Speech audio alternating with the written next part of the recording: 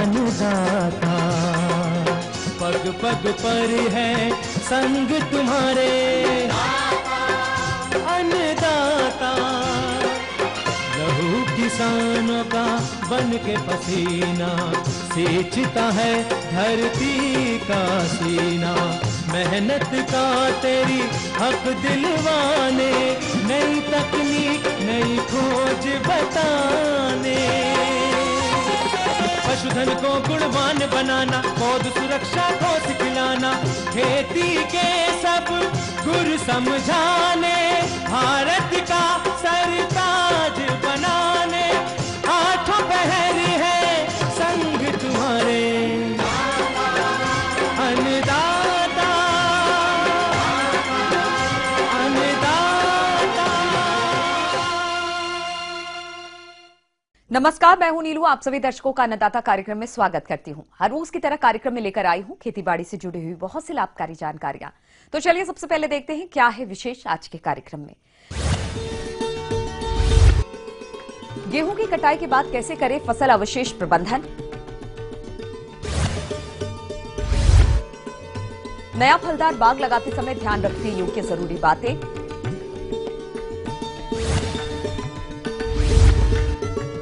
अधिक गर्मी में बकरियों में आने वाली समस्याओं का समाधान।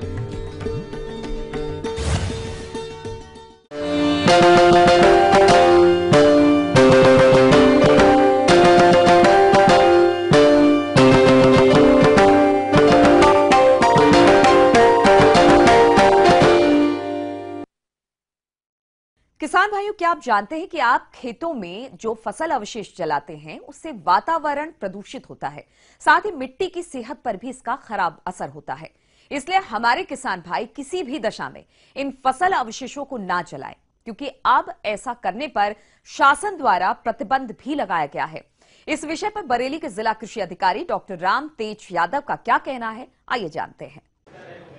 सबसे पहले मैं ये बताना चाहूँगा कि राष्ट्रीय हरित प्राधिकरण ने जो हमारा जो फसल अवशेष है उसको जलाने पर प्रतिबंध लगाया है और अर्थदंड का प्रावधान भी किया है, जिसमें कोई किसान जिसका क्षेत्रफल 2 एकड़ से कम है फसल अवशेष जलाते हुए पाया जाता है तो उसको 2500 रुपये का अर्थदंड लगेगा।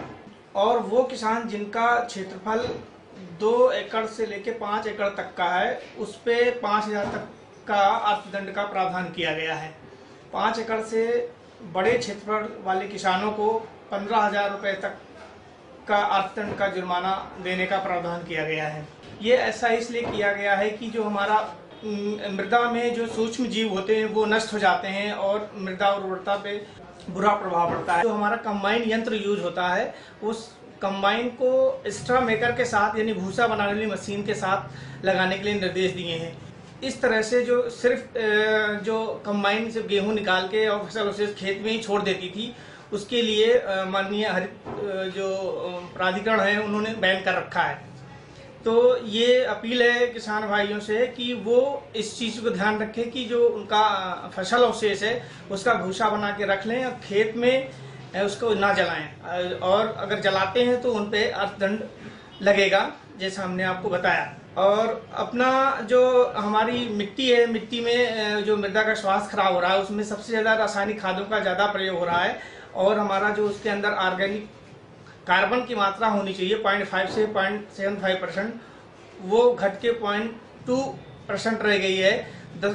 0.2% से कम पे जो हमारा जो पोषक तत्वों का रिस्पांस आना चाहिए वो अब बढ़ गया है। जहां हमको 1 एकड़ में जितने पोषक तत्वों की जरूरत होती थी वो अब 1.5 या 2 गुने तक का हमको पोषक तत्व देने पड़ते हैं, तब हमको उतनी उत्पादकता मिलती है।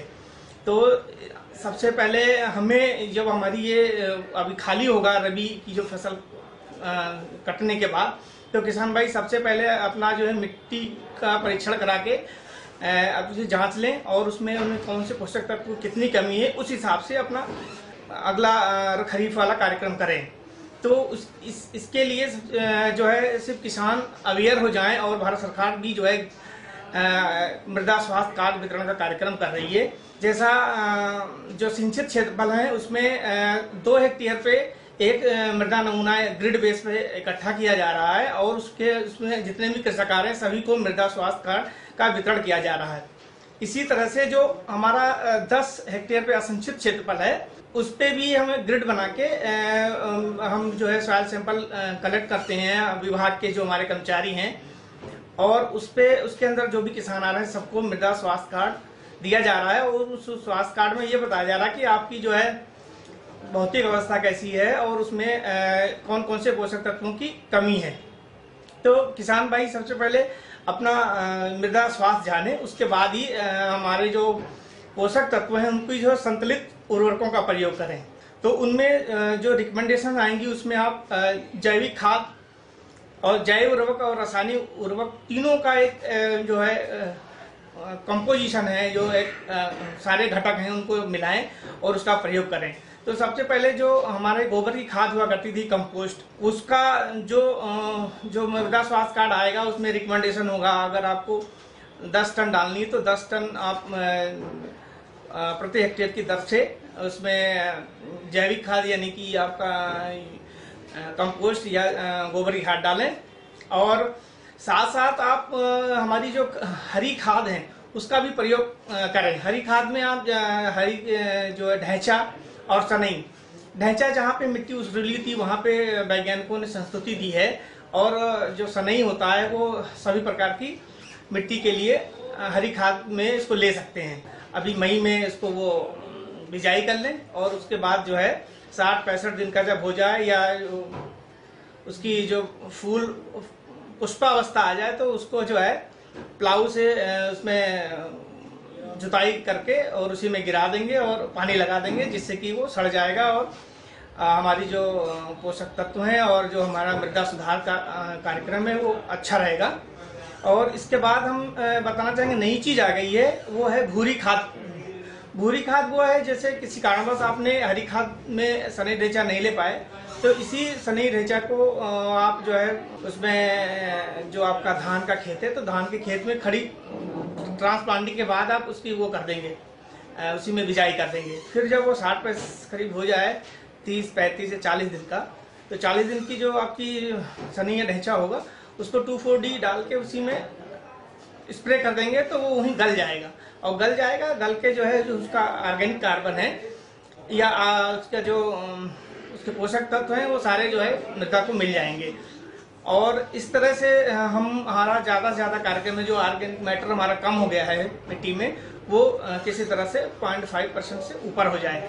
तो इसके साथ साथ एक कार्यक्रम और करें, आप लोग जो है गहरी जुताई जरूर करें। गहरी जुताई करने से जो उसमें सूक्ष्म कीट होते हैं और जो मृदा जनित रोग होते हैं वो डायरेक्ट जो है सूर्य के प्रकाश के जो है उस पर पड़ता है तो वो मर जाते हैं, जिससे कि हमारे जो कीट मृदा जनित कीट और व्याधियां हैं उनमें भी कमी देखी गई है और इसके साथ साथ जड़ धारण क्षमता भी बढ़ती है।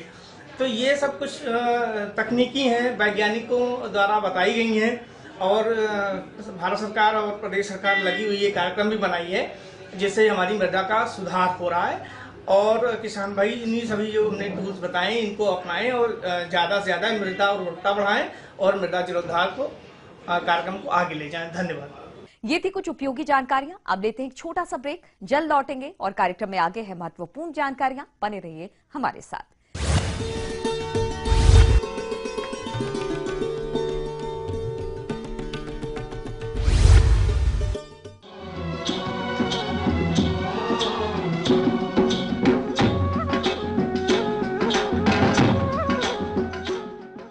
ब्रेक के बाद एक बार फिर से आप सभी दर्शकों का अन्नदाता कार्यक्रम में स्वागत है।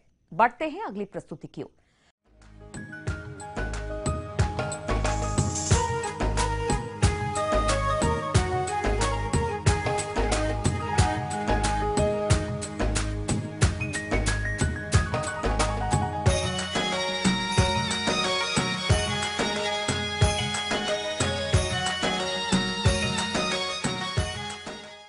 फल बागवानी न केवल आय बल्कि घर परिवार के लिए पौष्टिक आहार प्रदान करने वाला जरिया भी है और इसी बात को ध्यान में रखते हुए प्रदेश के जो किसान भाई नए फलदार बाग लगाना चाहते हैं, उनके लिए जरूरी है कि नया बाग लगाने के लिए कुछ विशेष बातों का ध्यान रखें। तो किसान भाइयों, आप नया बाग लगाते समय किन किन बातों को ध्यान में रखें ताकि आपको आगे चलकर बाग से अच्छा उत्पादन मिल सके, जिस पर अपने उचित सुझाव दे रहे हैं बागवानी विशेषज्ञ एनके गुप्ता। जैसा कि आप जानते हैं, हमारे प्रदेश में पानी की बहुत कमी होती जा रही है और पानी का स्तर धीरे धीरे नीचे गिरता जा रहा है। अब अगर अपन देखें फसलों का जो हम प्लानिंग करते हैं कि हम लोग सब्जियों की खेती करते हैं या मान लो और दूसरी फसलों की खेती करती है, तो ये सब फसलें पानी की इनको अगर भरपूर आवश्यकता होती है और इनके कारण हम पूर्ण रूप से इनकी खेती नहीं कर पाते हैं। तो अब हमें किसान भाइयों, जिन किसान भाइयों के खेतों में या जिन किसान भाई जहाँ रह रहे हैं वहाँ के खेतों में क्षेत्र में पानी की कमी धीरे धीरे कम होती जा रही है, तो हो सकता है कि वो किसान भाई अब अपनी खेती का पैटर्न, खेती का तरीका, खेती में काम में आने वाली जो आप जो बोते हैं वो फसलें, वो परिवर्तन करने की सोच रहे होंगे। तो हमारे लिए एक सबसे उसका एक अल्टरनेट, एक उसका उपाय है, उसका एक तरीका है कि हम ऐसे बगीचे लगाएं जिनको कम पानी में भी हमको वो आय दें। इसकी तैयारी आप लोग किसान भाई, जो कई लोगों ने पानी की कमी को देखते हुए अपने यहाँ पर बगीचे की तैयारी करने की बात दिमाग में ला दी होगी। फलों की सफल व्यावसायिक बागवानी के लिए बाग लगाने से पहले कागज पर वृहद योजना सावधानी पूर्वक बनानी चाहिए ताकि बाद में पछताना न पड़े। बाग लगाने की योजना बनाते समय आगे बताए जा रहे मौलिक सिद्धांतों पर अमल करना बहुत जरूरी है। किसान भाइयों, नए बाग की स्थापना के लिए सर्वप्रथम सबसे महत्वपूर्ण पहलू है सही स्थान एवं उपयुक्त मृदा का चुनाव। व्यावसायिक दृष्टि से बाग लगाने के लिए ऐसे स्थान का चुनाव करें जो शहर के नजदीक हो एवं यातायात की पर्याप्त सुविधा हो। जहां तक उचित मृदा की बात आती है तो बाग लगाने से पहले मिट्टी परीक्षण अवश्य करा लें। मिट्टी रिपोर्ट के आधार पर फल वृक्ष का चुनाव करें या फिर आवश्यकता अनुसार मिट्टी को उपचारित करें तथा जल निकास की उचित व्यवस्था होनी चाहिए, जिससे वर्षा के दिनों में बरसात का पानी फल वृक्ष के तने के संपर्क में न आवे। तो ये जो महीना है हमको प्लानिंग बनानी है। ये प्लानिंग का है कि हमको निर्धारित करना है, हमको योजना बनानी है कि हमको क्या बगीचा लगाना है, कौन सा बगीचा लगाना है, कैसे लगाना है, उसका क्या लेआउट करना है, फील्ड का किस तरह से हमको तैयारी करनी है खेत की। ये समय आ गया है अप्रैल, मई, जून, जिसमें हम बगीचे के लिए पूर्ण रूप से तैयारी करते हैं। तो किसान भाइयों, इसकी तैयारी के लिए विशेष बात, सबसे पहले जिस क्षेत्र में आप बगीचा लगाने जा रहे हो उस क्षेत्र के चारों तरफ आप उसका क्षेत्र का निर्धारण कर लो। निर्धारण करने के बाद में आप जैसे आंवले का बगीचा लगा रहे हो, आप बेर का बगीचा लगाने जा रहे हो, नींबू का बगीचा लगाने जा रहे हो, अनार का बगीचा लगाने जा रहे हो, इन सब के लिए हमको लेआउट करना पड़ता है। लेआउट किसे कहते हैं? लेआउट उसे कहते हैं जिसके अंदर हम पौधे से पौधे की दूरी और कतार से कतार की दूरी को निश्चित करके पौधों को अपन निर्धारित करते हैं। यहाँ पर अपन को पेड़ लगाना है, उसको कहते हैं हम लेआउट। पौधों को लगाने की जगह का निर्धारण करना। तब ये लेआउट करके जब अपन पहले खेत को बिल्कुल जो क्लीन कर लेंगे, साफ कर लेंगे, उसकी जुताई करके गर्मी में खुला छोड़ देंगे ताकि वो और भी अच्छा सा हो जाए। फिर उसके बाद में हम शाम के समय पे अच्छी तरह से नाप करके, जैसे मैं उदाहरण के लिए बताऊं, जैसे अब आप लोग आंवले का बगीचा लगाने जा रहे हैं तो आंवले के बगीचे में 8 मीटर बाई 8 मीटर की दूरी पर पौधे से पौधे और कतार से कतार की दूरी रखते हैं। ऐसे करके हम उसको कहते हैं लेआउट। ऐसे करके अपन डंडा लगा लेते हैं। भूमि एवं फलों की किस्मों के अनुसार पूरे बाग को भिन्न भिन्न खंडों एवं ब्लॉकों में विभाजित कर लेना चाहिए। सर्वप्रथम खेत की 2-3 गहरी जुताई कर पाटा चलाकर खेत को समतल कर लें। फिर स्वेच्छानुसार वर्गाकार विधि या अन्य विधि द्वारा खेत में रेखांकन कर लें।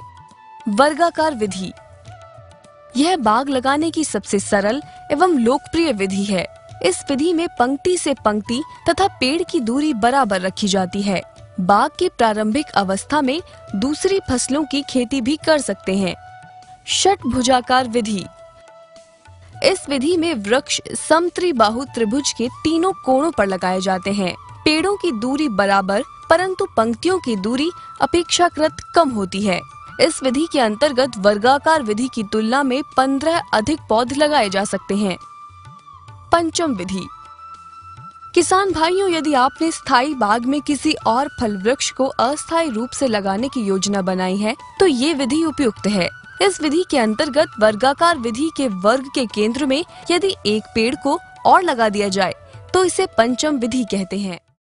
पौधों को बगीचा लगाने के लिए प्लानिंग होनी चाहिए। अगर आपने ऐसा लगा दिया तो वो बगीचा नहीं, आपका जंगल कहलाएगा। जंगल में फिर हम कब कैसे खाद डालना है, कैसे छिड़काव करना है, किस तरह से, सारी आने वाली आगे समस्या आपको झेलनी पड़ेगी। इसलिए हमको प्रॉपर योजना के आधार पर जब तक हम बगीचा नहीं लगाते, हम बगीचा को लाभदायक या उसको कॉमर्शियल, जिसको अपन व्यापारिक रूप से फायदा मुनाफा नहीं उठा सकते। किसान भाइयों, जैसा कि अभी आपने नया बाग लगाने की रूपरेखा के बारे में जाना, कल के अन्नदाता कार्यक्रम में आपको दिखाएंगे बाग लगाने के लिए गड्ढों की खुदाई, भराई और उन्नत किस्मों के चयन के बारे में।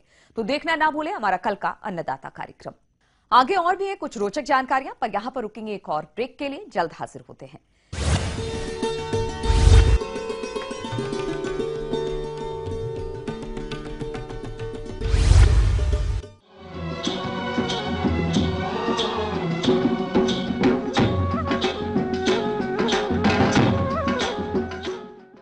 ब्रेक के बाद आप सभी दर्शकों का स्वागत है। चलिए अब रुक करते हैं अगली कड़ी की ओर।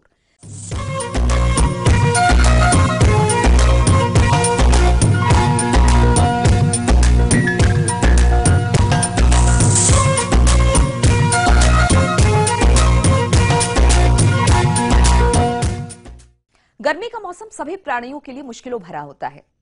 यहाँ यदि बकरी की बात करें तो इस मौसम में इनमें तमाम प्रकार की समस्याएं और बीमारियां आती हैं, जिनसे प्रभावित बकरियां कई बार मरने लगती हैं। इसलिए गर्मी में कैसे करें बकरियों का प्रबंधन, आइए जानते हैं गोरखपुर के मुख्य पशु चिकित्सा अधिकारी पीके सिंह से। गर्मियों के समय बकरियों में बीमारियां हीट स्ट्रेस से होती हैं।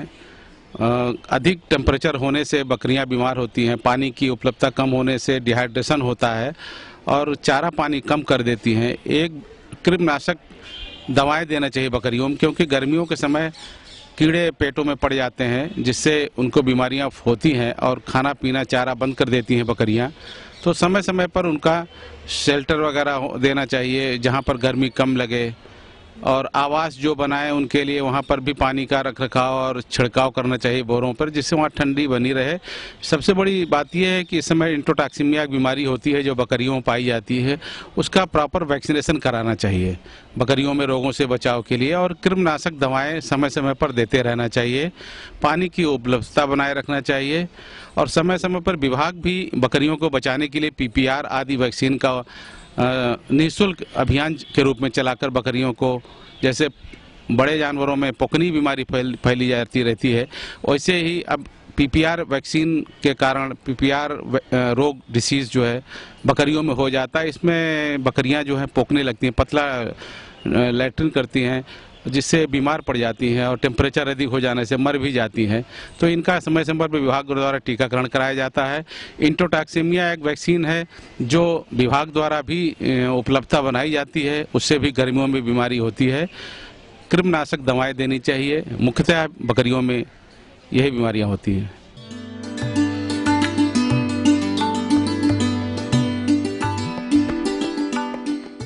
जॉन डियर अन्नदाता हेल्पलाइन निशुल्क फोन संपर्क सेवा के माध्यम से आपके द्वारा पूछे गए प्रश्नों में से एक या दो महत्वपूर्ण प्रश्न को हम अपने कार्यक्रम में शामिल करते हैं, और इसी के तहत आज का चयनित प्रश्न और उसका जवाब इस प्रकार है।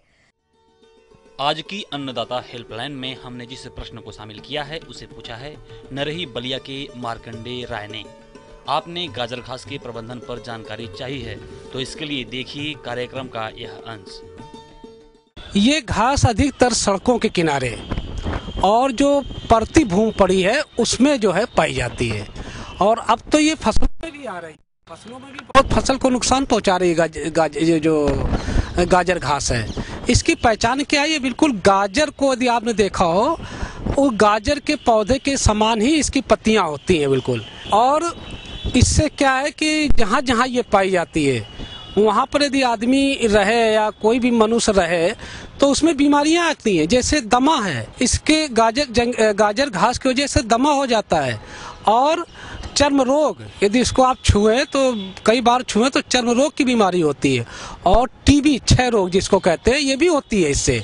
और अधिकतर आदमी का सूजन जो होता है इसके ये लक्षण है, इसकी वजह से ये बीमारियां हो जाती हैं। बहुत खतरनाक गाजर घास है, फसलों को बहुत नुकसान पहुंचाता है। जहां पर ये पाई जाती है वो फसल का कम से कम 30 से 40% फसल का उत्पादन आपका प्रभावित हो जाता है। यहाँ तक कि उस फसल को दबा देता है और ये अपना हावी हो जाता है, क्योंकि ये खरपतवार है, इसकी वृद्धि अच्छी हो जाती है। इसमें क्या है कि आप इसकी रोकथाम करेंगे तो आप जब गाजर घास बड़ी हो जाएगी तभी आप पहचानते हैं कि ये गाजर घास है। तो आप इसके लिए क्या करें, एक दवा आती है पैराकाट, तो आप यदि इसको 4 से 5 लीटर दवा ले लें और 600 से 700 लीटर पानी में घोल बना करके, यदि ये दवा ना मिले तो आप ग्लाइफोसेट 4%, ये एक दवा आती है जो कि चंद्रशेखर आजाद कृषि प्रौद्योगिकी विश्वविद्यालय कानपुर, इसने ये दवा बनाई है। इस दवा को यदि अभी 4 से 5 लीटर दवा है, इसको यदि आप ले लें 600 से 700 लीटर पानी में घोल बना करके और फूल आने के पहले ये भी दवा आप डाल दें तो इससे भी ये रोकथाम होती है। यदि आप जमाव के पहले दवा का प्रयोग करना है तो आप एक दवा आती है उसको यदि आप ले लें और जमाव के पहले एट्राजीन 2 से 3 किलोग्राम प्रति हेक्टेयर के हिसाब से 500 से 600 लीटर पानी में घोल बना करके यदि एट्राजीन को ले लें और इसका छिड़काव कर दें तो फिर वहाँ पर ये जो गाजर घास है इसका जमाव नहीं होगा। तो ये दवाओं का यदि आप प्रयोग कर लेंगे तो फिर ये गाजर घास का रोकथाम हम आप कर सकते हैं। एक इसी पर जैविक नियंत्रण भी है। एक जैविक कीड़ा है, कीड़ा यदि उसको भी आप छोड़ दें जुलाई अगस्त के महीने में तो वो जो है पूरे इस को खा करके और इस गाजर घास को रोक देता है, खत्म कर देता है। इसी कड़ी में जिस दूसरे प्रश्न को शामिल किया गया है उसे पूछा है कानपुर के जोगिंदर यादव ने। आपने मक्का की फसल में इस समय देखरेख प्रबंधन के बारे में जानकारी चाहिए है, तो इसके लिए देखिए कार्यक्रम का यह अंश।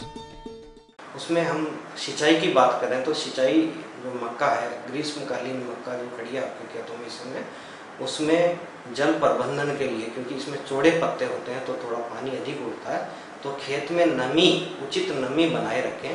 कोशिश करें कि हम जो सिंचाई है वो 10-15 दिन के अंतराल पे हमारी मक्का जो मुख्य रूप से भूमि के प्रकार के अनुसार, यदि रेतीली ज़मीन है तो थोड़ा जल्दी पानी देना पड़ेगा और आपकी दोमट मिट्टी है तो उसमें हम आराम से 15-20 दिन में हम सिंचाई कर सकते हैं। तो नमी बनाए रखें तभी उचित बढ़वार होगी और अधिक बढ़वार होगी तो अधिक उत्पादन आपको प्राप्त होगा। यदि हम नमी जो है पानी सिंचाई के अलावा यदि हम पलवार यानी कि मल्चिंग का प्रयोग करें तो हम 25-30% पानी की बचत कर सकते हैं, क्योंकि गर्मी वाली जो फसलें हैं उनमें काफ़ी जो खर्च है, उत्पादन लागत है, वो सिंचाई पे आता है।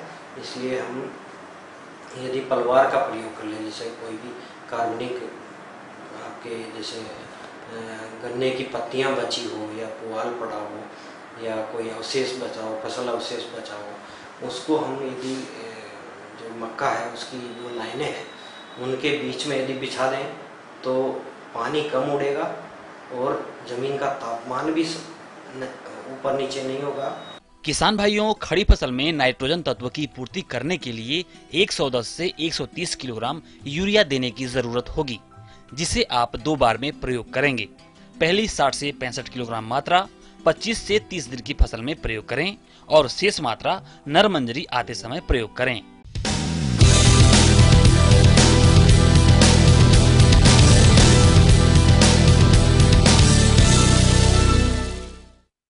राज्य के विभिन्न मंडियों में कृषि उत्पादों के चढ़ते उतरते बाजार भाव की संक्षिप्त जानकारी इस प्रकार है।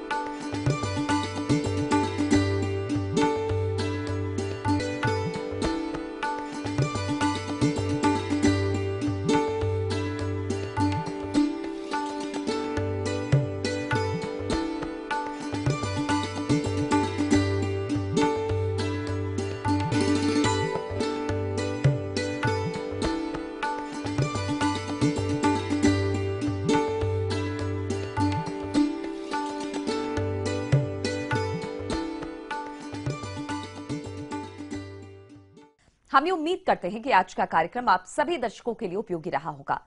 किसान भाइयों, अन्नदाता आपकी सेवा के लिए संकल्परत है। कृषि संबंधित समस्या एवं सुझाव के लिए आप हमें इस पते पर संपर्क कर सकते हैं। प्रोड्यूसर अन्नदाता, ETV Uttar Pradesh Uttarakhand, Ramoji film city, Hyderabad 501512। साथ ही आप हमें ईमेल भी कर सकते हैं। हमारा ईमेल है p18annadata@nw18.com।